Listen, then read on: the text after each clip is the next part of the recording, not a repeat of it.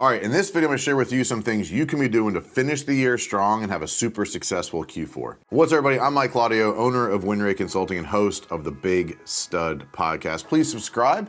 If you don't know, Ryan whips me if the subscribers don't grow at a certain rate. So if you could please hit the subscribe button, it'll help me avoid getting beat up by Ryan. But other than that, he's a great guy. Overall, look, going into Q4 and trying to figure out how to maintain momentum, create momentum, prepare for next year.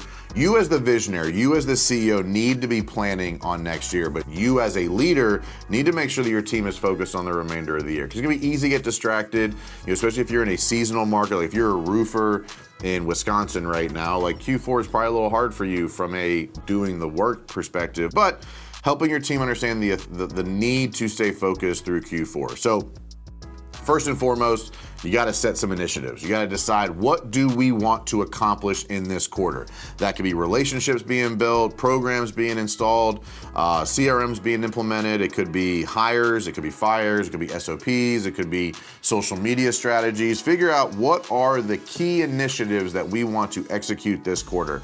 That's a great place to start, right? I use a SWOT analysis, strengths, weaknesses, opportunities, and threats, SWOT. If you Google SWOT, SWOT, you'll find a bunch of resources out there on how to effectively execute a SWOT analysis on yourself and your company.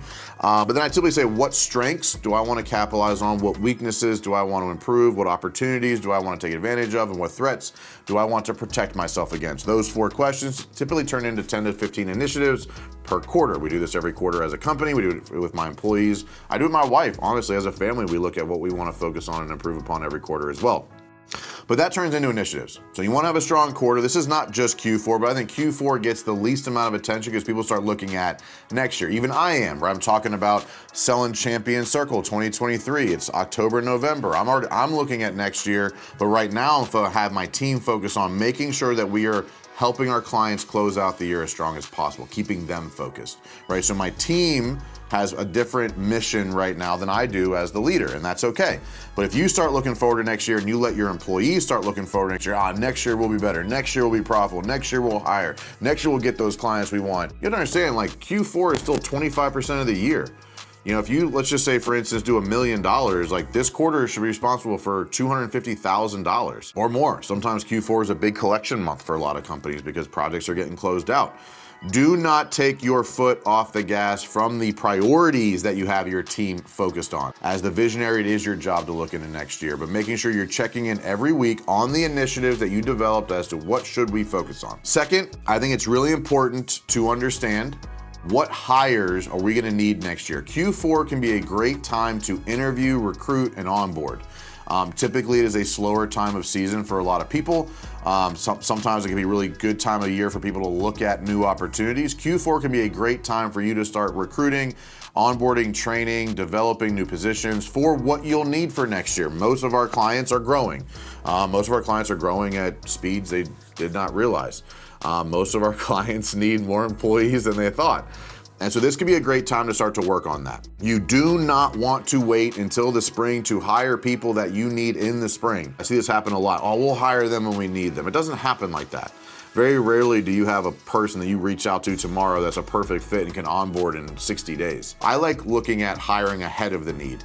Right, so I'm looking at bringing on more coaches, more event staff, because we don't need it in Q4, but I need them ready to go in 2023 for us to scale. So what are you going to need from an employee headcount? Because this is a great time of year to spend more time with those people, hand-holding them, training them, letting them onboard in a less hectic environment. Like if you onboard a new project manager in April when everything's hitting the fucking fan, they're gonna struggle getting their feet under them and performing and getting their understanding of the standards because they're just fighting fires just like you are. So not only do I have my existing team focused on initiatives right now, I am recruiting for who I need for next year. And then third, I am spending a lot of intentional time with my vendors, with my customers, with my support staff, my non-people saying, hey, this is where we plan to go next year. Will you be able to support us? Because what you don't realize is as you're scaling, there are supplier issues, there are vendor issues, there are, hey, that sub that was perfect for you this year may not be right for you next year.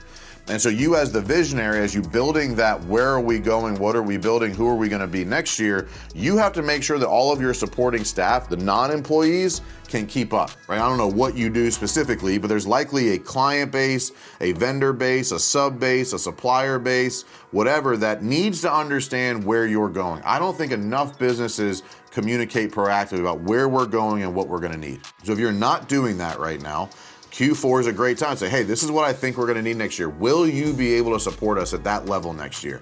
If the answer is no, this is a great time of year then to go additionally find more vendors, find more suppliers, find more subs. I think in general, most contractors or most companies' sub list, vendor list is not as deep as it needs to be, or you don't have enough people in each position where if one or two key vendors went under, couldn't support you anymore, they're starting to flounder, or their quality starts to drop, you begin to kind of have a shitty spot. So having a bigger sub vendor list, but also understanding, do the people you have, can they scale with you next year? Can they be what you need from them next year so that you can start proactively solving problems before they happen? I think if you do those three things, create really strong initiatives, hold your team accountable, and keep them focused on being strong at executing the mission. Look at recruiting, onboarding, and training who you will need for next year so you start to hire ahead of the need.